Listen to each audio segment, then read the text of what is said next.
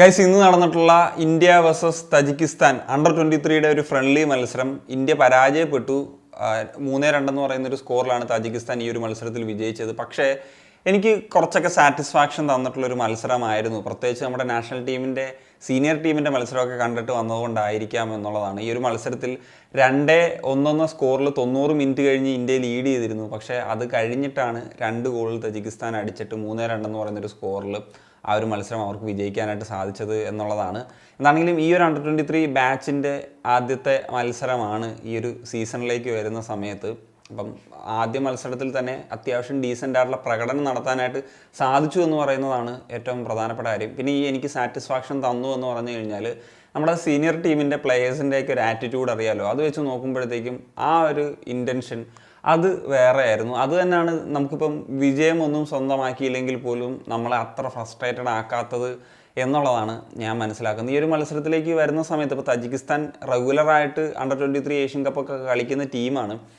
അപ്പോൾ അങ്ങനത്തെ ഒരു ടീമിനെതിരെ അങ്ങനത്തെ ഒരു ബാച്ചിനൊക്കെ എതിരെ കളിക്കുമ്പോൾ പുതിയ ബാച്ച് ആണെങ്കിൽ കൂടി അവരുടെ ടീമിലെ ഇപ്പം ഒരുപാട് പ്ലേയേഴ്സ് റഷ്യൻ ലീഗിലും ജോർജിയൻ ലീഗിലും ഒക്കെ കളിക്കുന്ന പ്ലേയേഴ്സ് ഉണ്ട്. അപ്പം ആ ഒരു ടീമിനെതിരെയാണ് കളിക്കാൻ പോകുന്നത്. അപ്പം തുടക്കം ഇമ്പ്രസീവായിട്ട് തന്നെയാണ് ഇന്ത്യ തുടങ്ങിയിട്ടുണ്ടായിരുന്നത്. ചില ലോങ് ബോൾസ് ഉള്ള പരിപാടി, പിന്നെ ലെഫ്റ്റിലും റൈറ്റിലൂടെയൊക്കെ ആണെങ്കിൽ കൂടി എനിക്ക് മിഡ്ഫീൽഡിലാണ് കുറച്ച് എങ്കിലും വീക്കായിട്ട് ആദ്യം തോന്നിയിരുന്നത്.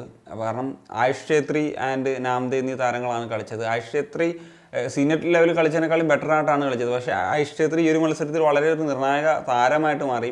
അതിനെപ്പറ്റി നമുക്ക് പറയാം. എന്താണെങ്കിലും ഇന്ത്യ ആദ്യത്തെ ഗോൾ സ്കോർ ചെയ്യുന്നത് അത് സുഹേലിൻ്റെ ഗോളാണ്. ആ ഗോളിനെ പറ്റി പറയുമ്പം ഏതാണ്ട് 10 അല്ല അതിന് മുകളിൽ പാസുകൾ ഒരു ബിൽഡപ്പിൽ നിന്നാണ് ആ ഒരു ഗോൾ വരുന്നത് എന്നുള്ളതാണ്. മക്കാത്തൻ്റെ ഒരു റൈറ്റിലൂടെയുള്ള റൺ ഒരു അടിപൊളി പാസ്സാണ്. ആ ഒരു പാസ് നടക്കുമ്പം സുഹേലിൻ്റെ പൊസിഷൻ നിങ്ങൾ നോക്കിക്കഴിഞ്ഞാൽ അറിയാം. അദ്ദേഹത്തിൻ്റെ ഒരു ബ്രില്യൻ റണ്ണാണ് ആൻഡ് ക്ലിനിക്കൽ ഫിനിഷ് എടുത്തു പറയേണ്ടത് തന്നെയാണ്. കാരണം ഞാൻ വിശ്വസിക്കുന്നില്ല ഇന്ത്യയിൽ വേറെ ഏത് സ്ട്രൈക്കർ ആണെങ്കിലും നമ്മുടെ സീനിയർ ടീമിൽ ഏതെങ്കിലും സ്ട്രൈക്കർ ആണെങ്കിലും ആ ഒരു ഗോൾ അടിക്കുമെന്നുള്ളത്. അമ്മാതിരി റണ്ണും അമ്മാതിരി ഒരു ക്ലിനിക്കലായിട്ടുള്ള ഫിനിഷിങ്ങുമാണ് അദ്ദേഹം നടത്തിയത് എന്നുള്ളതാണ്. സുഹേൽ തീർച്ചയായിട്ടും നാഷണൽ ടീമിൽ ഒരു സ്ട്രൈക്കർ എന്ന നിലയിൽ കളിക്കാൻ പറ്റുന്ന പ്ലെയറാണ് എന്നുള്ളത് പ്രൂവ് ചെയ്യുന്നു ഈ ഒരു മത്സരം. ഇനിയും അദ്ദേഹത്തിന് അടിക്കാൻ സാധിക്കട്ടെ എന്നുള്ളതാണ്. അദ്ദേഹം മുമ്പ് തന്നെ ഇപ്പം ISL ഇങ്ങനത്തെ ഗോൾസൊക്കെ അടിക്കുന്ന കണ്ടിട്ടുണ്ട്. ഈ പറഞ്ഞാൽ ഒരു സ്ട്രൈക്കർ ഇൻസ്റ്റിൻറ്റ് എന്ന് പറഞ്ഞു കഴിഞ്ഞാൽ അത് പൊതുവേ നമ്മുടെ ഇന്ത്യൻ പ്ലേയേഴ്സിൽ കാണാത്തൊരു കാര്യമാണ്. അദ്ദേഹത്തിൽ അത് കാണാൻ സാധിച്ചു എന്നുള്ളതാണ് ഈ ഒരു പോസിറ്റീവായിട്ട് പറയേണ്ടത്. നേരത്തെ പറഞ്ഞാലൊരു ബ്രില്യൻ്റ് ആയിട്ടുള്ളൊരു പാസ് തന്നെയായിരുന്നു. അപ്പം ഈ ഒരു മത്സരത്തിലെ ആ ഒരു ഗോൾ കാണുമ്പോഴാണ് ഹോങ്കോങ് മത്സരത്തിൽ നമുക്ക് മിസ്സായിപ്പോയിട്ടുള്ള അവസരങ്ങൾ, അതിലൊക്കെ ഈ സുഹേലിനെ പോലത്തെ ഒരു പ്ലെയറുടെ സാന്നിധ്യം ഉണ്ടായിരുന്നെങ്കിൽ അത് എത്രത്തോളം ഗുണകരമായേനെ എന്നുള്ളത് മനസ്സിലാകുന്നത്. ഗ്രാഫിലേക്ക് വരുന്ന സമയത്ത് ഇന്ത്യയുടെ 2 വിങ്ങേഴ്സിൻ്റെ ഭാഗത്തും കുറച്ച് ഡൗൺ ആയിട്ടുള്ള പെർഫോമൻസ് ആയി.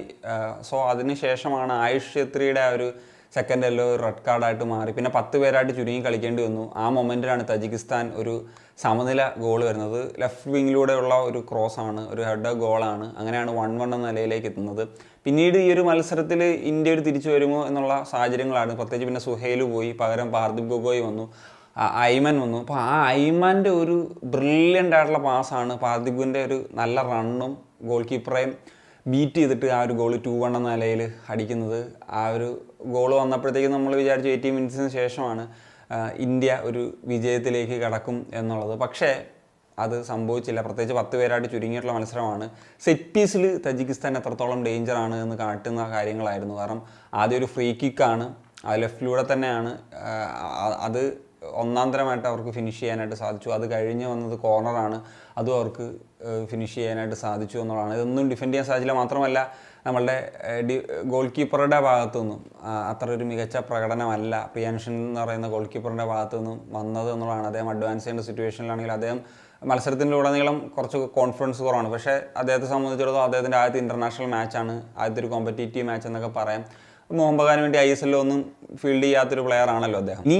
ഞാൻ പറഞ്ഞല്ലോ സാറ്റിസ്ഫാക്ഷൻ തന്നിട്ടുള്ളൊരു കാര്യം ഈ പറഞ്ഞ 2 ഗോളുകൾ അടിക്കാനായിട്ട് സാധിച്ചു എന്നുള്ളതാണ്. 2ഉം സ്ട്രൈക്കേഴ്സാണ് ഗോൾ അടിച്ചത്. സോ കല്യാൺ ചൗബയോട് പറയാനുള്ള ഒരേ ഒരു കാര്യം ഇതാണ്, നിങ്ങൾ ക്രാഷ് കോഴ്സ് ഒന്നും കൊടുക്കണ്ട. ഈ അണ്ടർ 23 ടീമിന് റെഗുലറായിട്ട് മാച്ചസ് കൊടുത്താൽ മതി.